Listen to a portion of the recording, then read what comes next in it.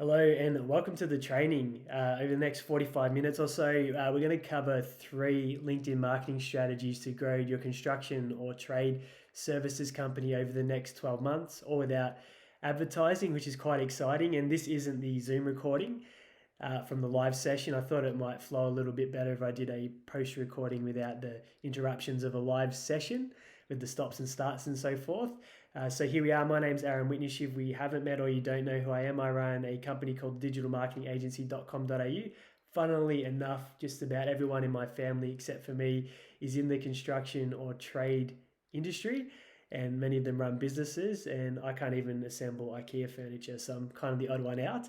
So we'll dive in and get straight into the training.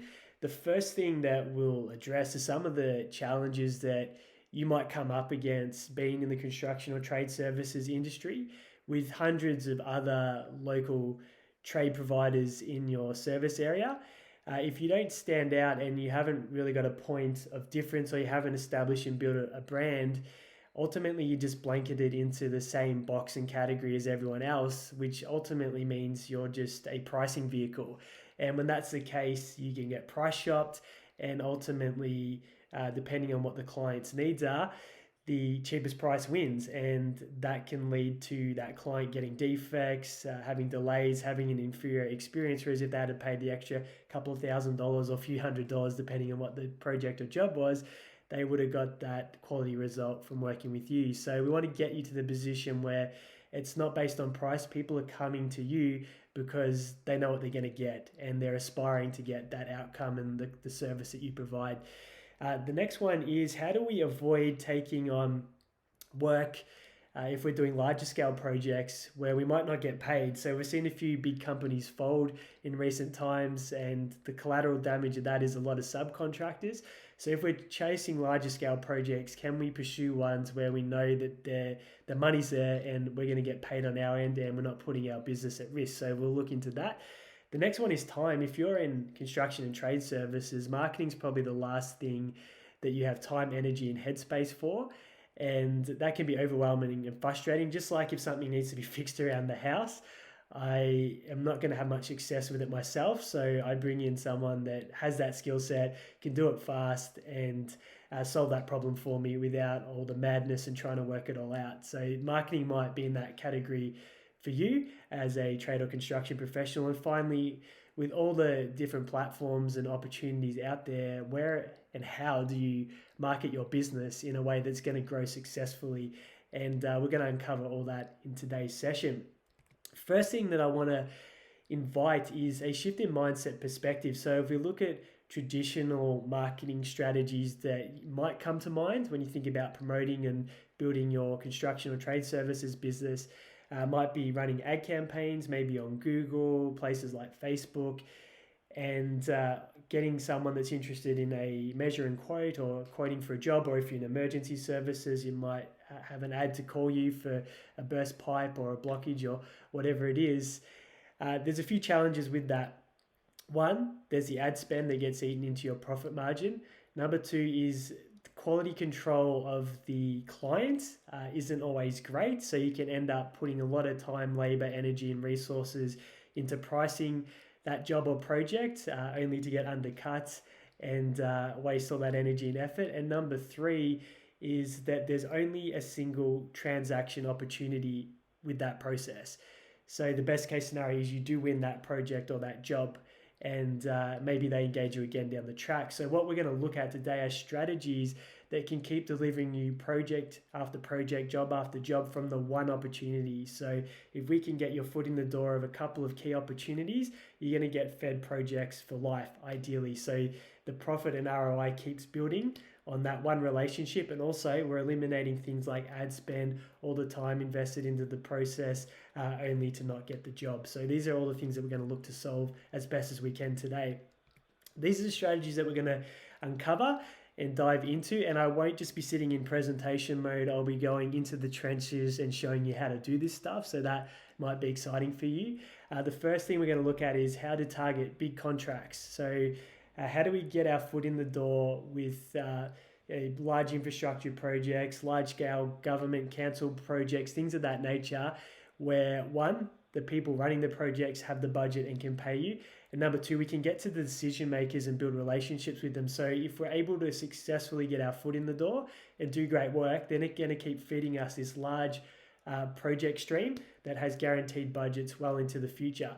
The second thing we're going to look at is how to create recurring project or job streams at a different level. So if you're in maintenance and call out type services, or if you're in boutique, custom residential construction, all the way up to large scale commercial and infrastructure, we're going to see how you can create multiple project and client streams using LinkedIn for those applications.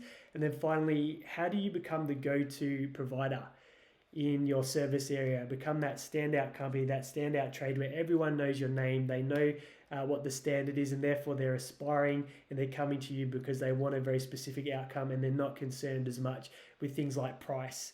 And that's what we want to position you to be. And so hopefully by the end of this session, you're clear on the pathway to that, and we'll dive in and show you how to do it.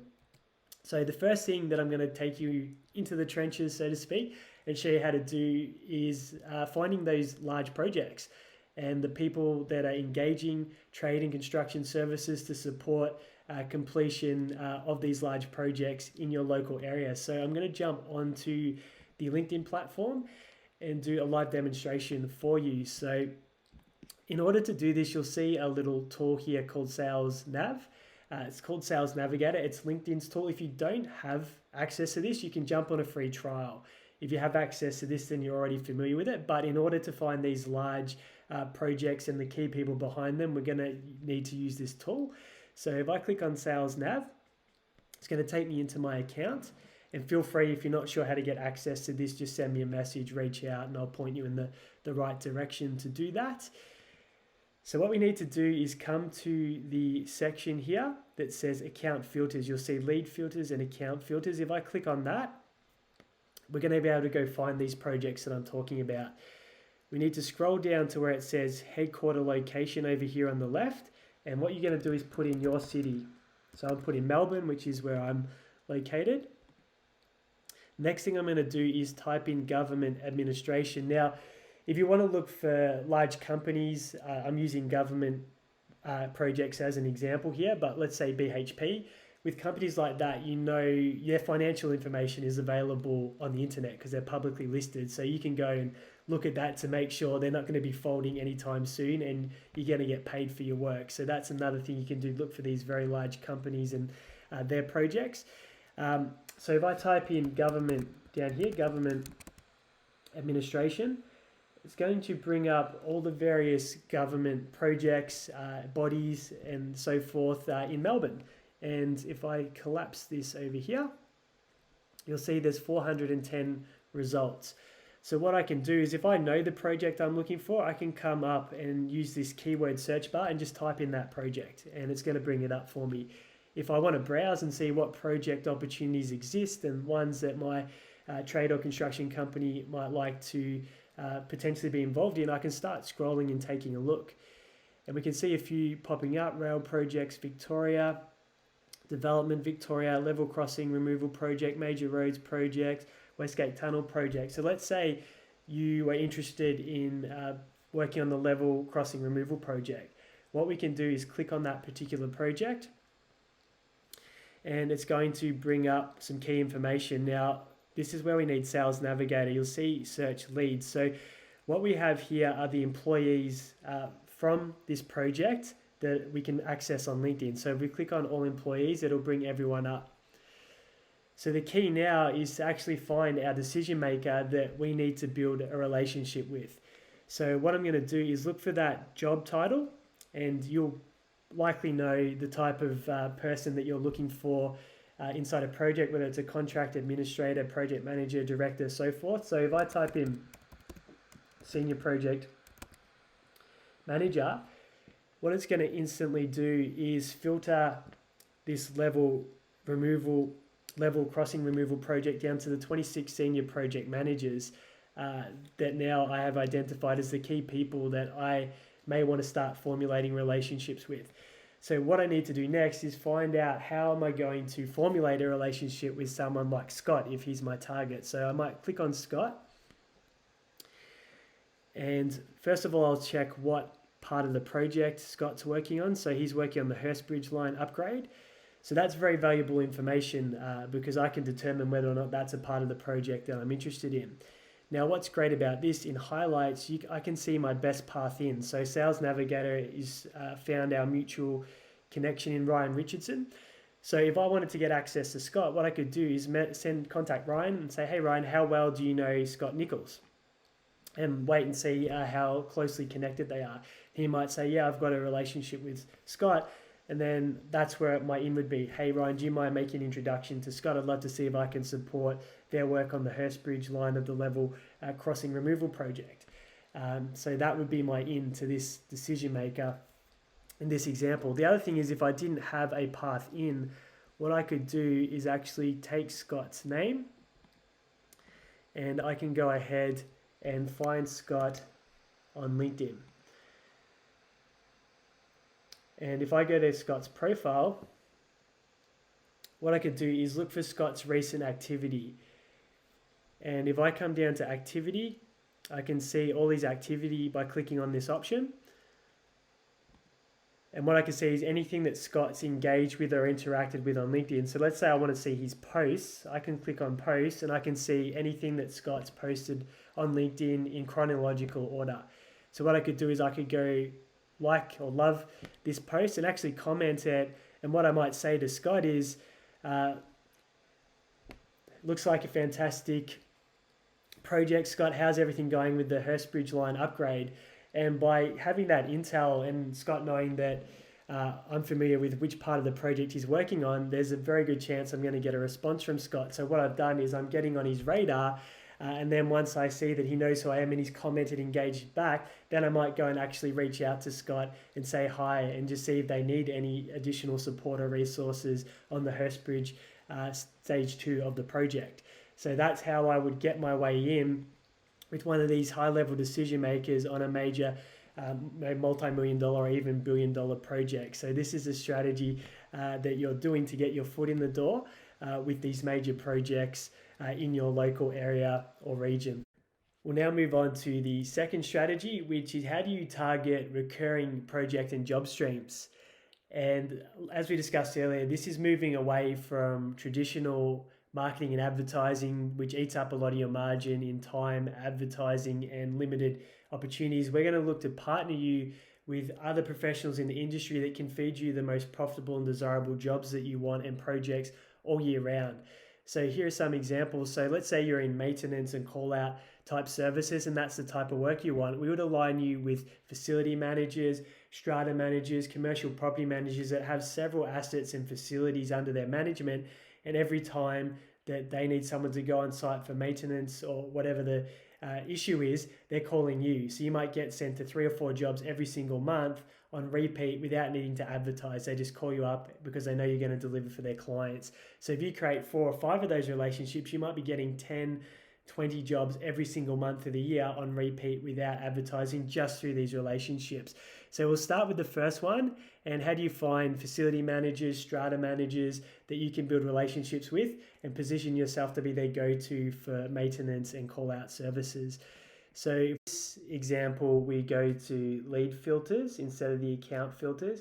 And we're going to put in your geography again, so your local city or service area. And when it comes to maintenance, you can type in any industries that you want to provide maintenance for. So you can go to town here. I'll just add in a few just to get the ball rolling. So I'll put in construction,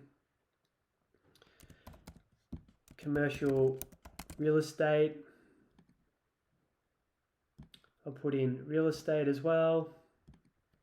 I'll put in facility services. You might add in education, hospitality, a whole variety of government administration, any area that you desire to do call out maintenance work for. The key now to finding our opportunities to build relationships is over here on the left under role. We go to job title and let's start with facility managers. So we put that in and all of a sudden we have 527 facility managers that we can now establish relationships with and look for opportunities to be their preferred trade or service provider on their assets and properties, etc., under their management. Then you might do the same for a strata manager. So if I go to job title and I put in strata manager, it's going to bring up all the strata manager results in Melbourne that I can now look at creating potential relationships with, which I'm going to cover in another step. I'm not going to leave you high and dry on the strategy with creating these opportunities. So this is just how to find the opportunity. So there's how you would find your maintenance and callouts, and you can keep going with all the other titles that we had a look at and all the other industries and so forth, and build your list of, and like I said, you only need to build a relationship with a handful of these to get this amazing recurring job stream flowing into your business that doesn't require any advertising. The next example we're going to look at is for boutique or custom residential projects.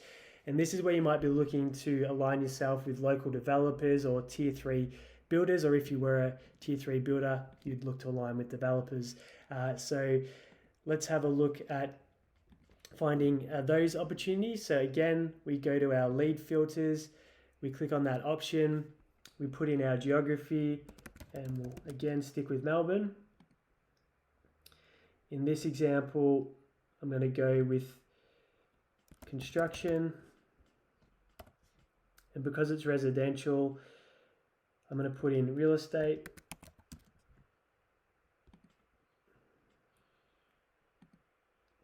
And then over here on the left, I can put in the title as developer.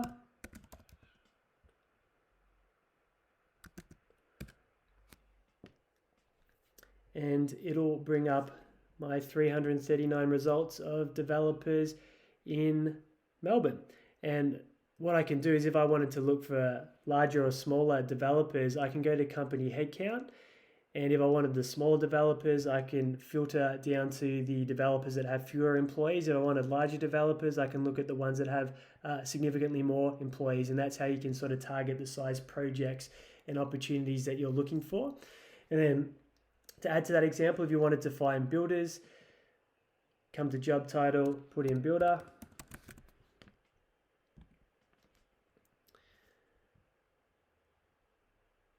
And it's going to bring up 1.5 thousand builders, and we might look for those more smaller builders, more boutique-y with 11 to 50 employees. You can see we bring up 135 results of those smaller boutique builders in Melbourne that we could start building a relationship with because they could leverage our trade or construction resources to take on more projects or to meet deadlines and expand their own capabilities. So that's that example.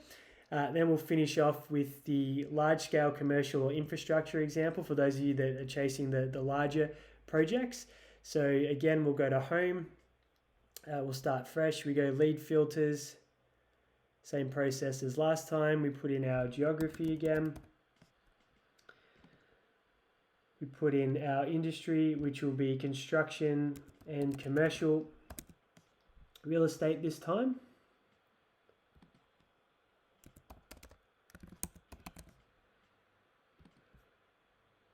And because we're dealing with much larger companies, we might be looking for contract administrators,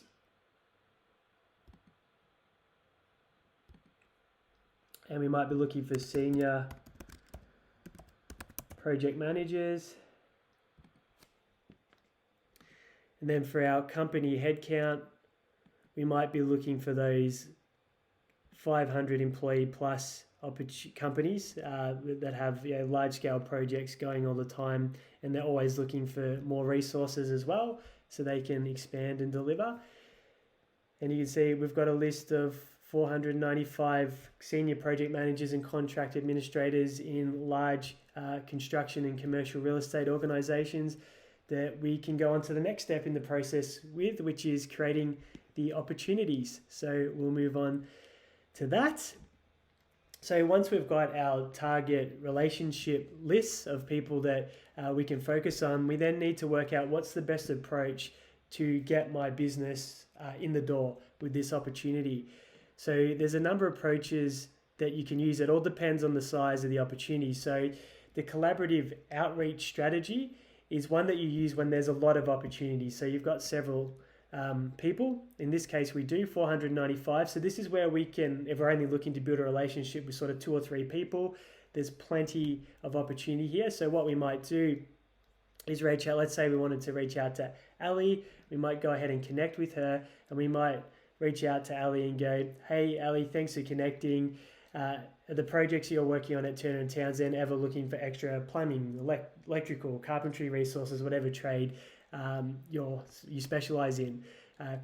So we're reaching out from an angle of, are you looking for something? We're not coming at it from a salesy angle like you might have received on LinkedIn previously. So are you looking for this? And Ali might turn around and go, yeah, we're always looking for extra support, in which case you say, are you open to a quick 5-minute chat, see if we can potentially provide some of that support.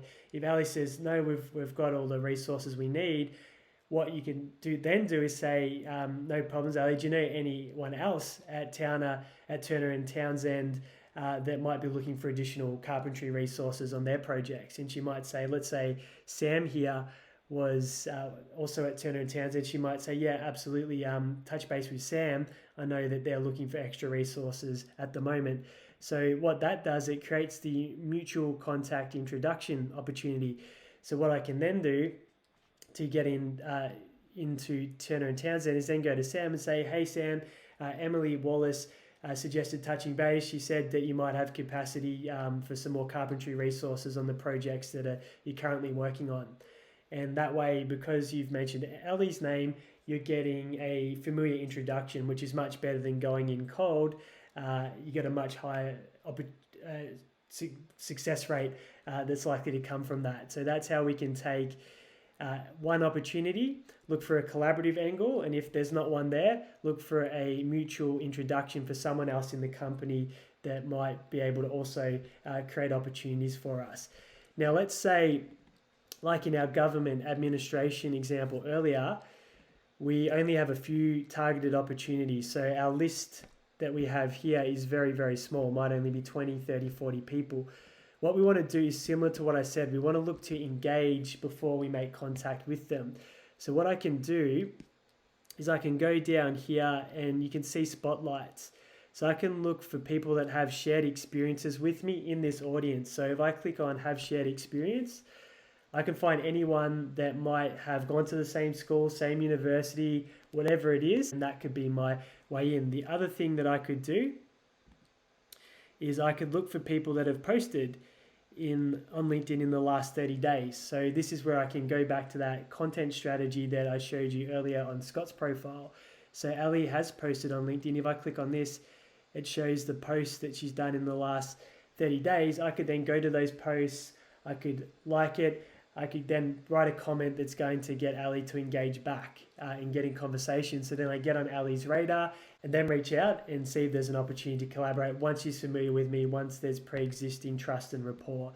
So that's the engagement strategy. Another way you can do the mutual contact introduction strategy is if you're looking at a specific company or client, there might be 3 or 4 directors. And what you do is you reach out to all of them at the same time, but you mentioned that you're doing it. So let's say I was reaching out to the directors at Turner and Townsend and their names were John, Mary and Ian. I could reach out to all of them and say, hey John, I'm quickly reaching out to yourself, Mary and Ian. I just want to see if there are any opportunities to support Turner and Townsend with XYZ in 2022.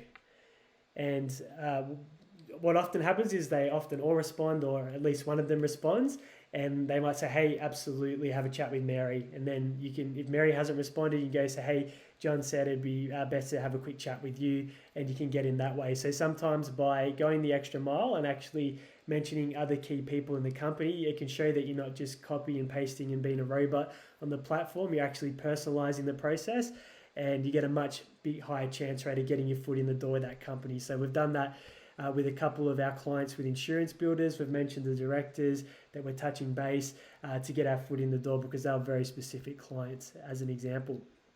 So that's a mutual contact strategy. And then when you're busy and you don't have a lot of capacity in a given month or a given point in time, what you can do is the casual radar method. This is where you just say, hi, it's great to connect. I look forward to touching base in the future. Because what that does is you're not reaching out with any agenda or any sales agenda directly, but you are getting on their radar. And what usually happens is it's created a pathway. So if you want to loop back in down the track, you can do that. But a few things can happen. Sometimes they'll say, hey, actually, we've got this project coming up. Would you like to take a look at it? And that can happen straight off the bat, which is really cool. Or the other thing is, because you've messaged them, they're familiar with your name. They start to get familiar with your company. As your activity increases on LinkedIn, they keep seeing that. And when an opportunity does come up, they end up reaching out to you and saying, hey, we'd like you to price this for us, which is a familiar thing that happens with a lot of our clients that we do this with. So when you're busy, you can keep building your pipeline casually to set up for future opportunities down the track. So these are all the different ways that you can open up the doors and keep building your relationship opportunities to grow your business without advertising and have those recurring workflows come in. Third strategy is arguably the most important, because this is where we're going to position you and build you into the destination and go-to trade or construction service provider in your local service area and industry. And this is one where you have to take that medium to longer term mindset, because it's not something that can happen overnight. What we want to do is separate you from the competition. When people are aspiring to engage your services, it's no longer about price, it's because they know your capabilities and they know you can deliver and you're a quality provider. So how do we do this? Step number one, you want to build a company page and start increasing your followers, which you can do organically with LinkedIn. So if we go to LinkedIn and click on work, we have a create a company page option down the bottom. If you click on that, you can go set up your company page in a matter of seconds. Then I'll show you the TDMA page. Here, it gives you some pretty good intel and stats. You'll see over here we get invite credits, and we've used all ours up for the month to get new followers to our page, which is very powerful. So I'll go and show you how that works with a dormant page that we have. So if we go to this page here, and you'll see I've got my 100 credits available. I can click on invite connections, and every month I'm going to get 100 more. And I can go to industries, put in construction, select apply. And if I want to put in my location as well to narrow it down to our service area, I can then go ahead and build a laser targeted following and invite these people to follow the brand. So you're getting on their radar, you're increasing familiarity and slowly starting to get that trust and positioning established. And to give you an example, we'll go to one of our clients' pages, Electrotech.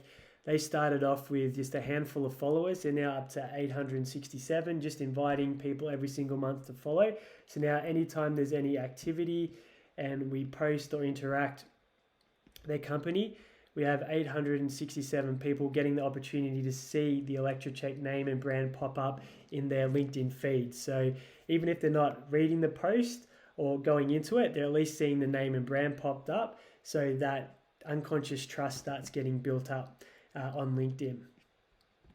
The next step is increasing your decision-maker network. So you, as the person behind that company, want to keep expanding your opportunity network. So you'll again go here and start connecting with key people every single week. So anytime you do anything on LinkedIn via your profile, the people that are decision makers will be able to link and tie you back to your company. And they'll start to know, hey, this is the person we need to deal with. This is the person we need to reach out to. So it goes hand in hand. Plus, any new contacts, you'll be able to invite them. They'll go into your invitation credits that you can invite to follow your brand and page. So it goes hand in hand. So keep building your network. Now, from here, you need to start being visible and active on LinkedIn. So you want to post weekly content. What this does, it keeps you front of mind. Like I said, not everyone will stop in their tracks and read a post, but if we're getting a lot more eyeballs on the brand, they're going to keep seeing the type of work, projects that you're working on, and what type of capabilities that you have. So don't worry too much about quantity, go more for quality. So even if you're posting once or twice a week, that's going to have a huge difference on the brand positioning that you create. And for most of our clients, we've been doing this with for over 12 months that have established themselves and are now one of the leaders in the industry. We usually post on Tuesdays and Thursdays twice a week in the morning. One thing that you can also do is start addressing some of the challenges and issues facing your key decision makers. So you'll see what we've done here with Electrotech is we're talking about quality versus price and looking at some of the problems with going with cheaper alternatives, defects, delays, problems that have to come back and become more expensive in the future versus getting that quality result and having peace of mind. So in some posts we'll address issues and challenges that appeal to the decision makers. Other times we'll talk about capabilities. So in this post we're talking about different aspects of a building that you can or a property you can automate. So you get the understanding of, you balance it out between your capabilities, maybe some projects that you're working on, and speaking to those decision makers that you want to build relationships with. And then finally, you want to use hashtags. So the hashtags, as you can see down here, you get a list of 5 or 6 that are relevant to the type of searches you want to show up on LinkedIn. So typically related to your trade or the construction industry. And that way you can get more targeted eyeballs and more people finding your posts and materials on the LinkedIn platform. So it expands the reach that your brand gets. So that's the 4 steps in the content process. Now what happens is, if you're consistent and you're posting every single week, eventually people start to understand what your business does. They know your capabilities, they trust you because they've seen you everywhere. So a few things happen. Either they refer people to you and go, hey, go speak to Electrotech. We've seen some of their work, it looks amazing, or we know about them. The other thing is that the people in your network start to contact you and they go, hey, we need electrical contractor on our upcoming project. Would you be interested in pricing it? And so we've got several clients now where nearly all the work and project comes to them. They don't have to go out and pursue it. So that's why if you take that long-term mindset, you can create a situation where in 12, 24 months time, you've got inbound work coming to you directly and you don't have to go pursue it anymore, which means you can pick and choose the jobs and projects that you take on and take on the profitable, most desirable ones and leave the ones that you don't want alone, which is a dream scenario. And these are all screenshots from clients that have this result where people are just contacting them, reaching out to them directly, asking if they can price jobs and projects for them. So this is a very real experience that we have with a number of our clients that we're currently working with at the moment.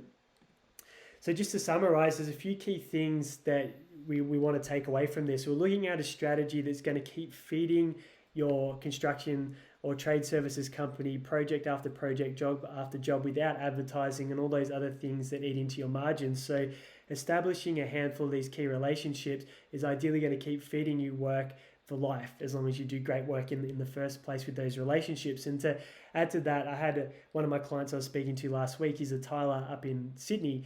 And he said with the first couple of opportunities, they gave him small jobs, almost to test drive him out, sort of $6,000-$7,000 projects. The next opportunity was with the same business, was around the $20,000 mark. Then when he delivered and did great work on that, it went up to a $60,000 project where they didn't even, they just, whatever price he gave them, that they accepted that price. And then they've come back with another one that's a $250,000 project. So you might find that that's how you get your foot in the door, do some small jobs, do quality work, and they keep increasing the projects and scope and capabilities that they get to do for you. But if it's that one person that keeps feeding you work, 2 or 3 of these relationships can take care of your business for a long, long time into the future. But that key is showing the brand and the capabilities that you have so people don't question your pricing. They come to you because they know that you can deliver. So if you'd like some support, I understand that marketing and putting a strategy like you just saw into place might not be where you want to spend your time as a construction or trade business owner. Just like if I have something wrong with the house that needs fixing, I get a professional in to do it for me because it saves me time, mental overwhelm, stress, headaches, and it's far more effective. And you might feel the same way about marketing, and you understand the importance of building that brand, developing that, and creating these revenue streams. But you'd rather get some personalized expert guidance through the process.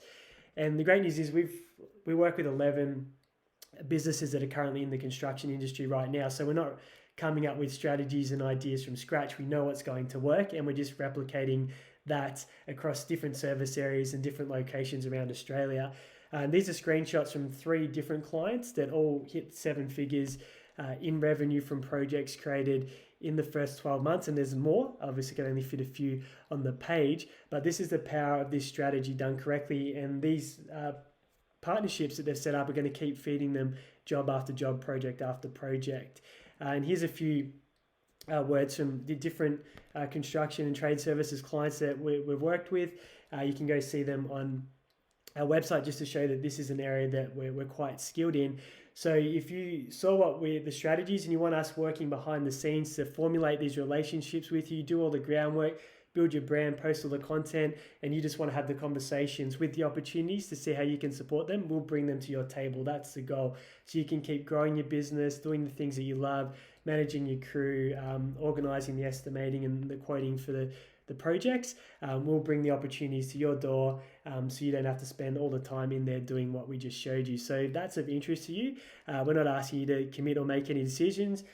Let's just have a chat. Let's see what type of projects you want to win, the type of brand and an image you want to convey on the LinkedIn platform. So just message me on LinkedIn.